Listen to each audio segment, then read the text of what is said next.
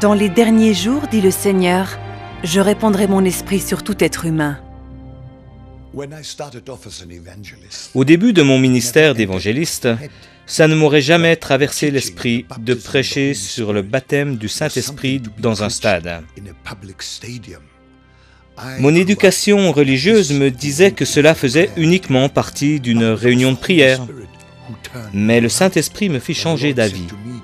Un jour, le Seigneur m'a dit « Demain, je veux que tu prêches sur le baptême du Saint-Esprit ». Je me mis à protester et je dis « Seigneur, es-tu sérieux ?» Il me répondit « Je suis vraiment sérieux, car dans les derniers jours, je répandrai mon esprit sur toute chair. » Le jour suivant, je le fis pour la première fois, et j'ai eu une démonstration de la puissance du Saint-Esprit tellement forte que je me tenais là-bas, debout, pleurant comme un petit garçon et criant « Mon Dieu, est-ce vraiment possible ?» Lorsque cela arrivait dans nos premières croisades et que le Saint-Esprit tombait sur la foule, nous avions l'habitude d'assister à un chaos phénoménal. Car lorsque les gens tombaient sur le sol, ils n'étaient pas seulement des dizaines, voire des centaines, mais des milliers et des milliers à tomber les uns sur les autres. Souvent, je me tenais sur l'estrade retenant ma respiration et criant à Dieu « Seigneur, fais que personne ne se blesse !» Car lorsque je voyais 10 couches de corps humain affaler les uns sur les autres, je n'osais pas imaginer ce qui aurait pu arriver à la personne se trouvant tout en dessous.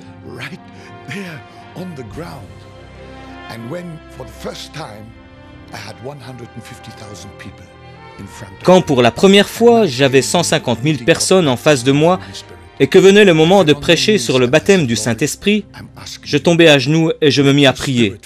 Seigneur, je te demande de faire tomber ton Saint-Esprit, mais sans que les gens tombent. Je serais heureux que le Saint-Esprit descende, mais permets que les gens puissent rester sur leurs jambes, car autrement nous allons avoir un tel chaos que nous n'y survivrons pas. Et c'est ce qui se produisit. Je dirais qu'environ 95,5% des gens restèrent sur leurs jambes. Mais le Saint-Esprit descendit sur eux avec une telle gloire, une telle puissance, que les gens rentrèrent à la maison remplis de la puissance de Dieu, témoignant et agissant au travers d'elle. Un des moments de cette croisade que je ne vais jamais oublier, il est comme marqué au fer rouge dans ma mémoire. C'était le samedi soir, lorsque 1 300 000 personnes étaient venues écouter Reinhard prêcher sur le baptême du Saint-Esprit. Et lorsque vint la phase pratique, où les gens étaient eux-mêmes encouragés à recevoir le Saint-Esprit dans leur vie, je me tenais dans la foule, à des centaines de mètres de la plateforme, et à ce moment-là, le Saint-Esprit tomba avec une telle force sur la congrégation qu'un immense grondement se fit entendre. Les gens commencèrent à parler en langue, à louer Dieu, avec une telle intensité que ça devenait presque insupportable tellement le volume sonore était fort. Et partout où je regardais, je voyais des adultes en pleurs qui louaient Dieu, des adolescents, des petits-enfants parlant en langue, encore et encore, au fur et à mesure que la puissance du Saint-Esprit agissait.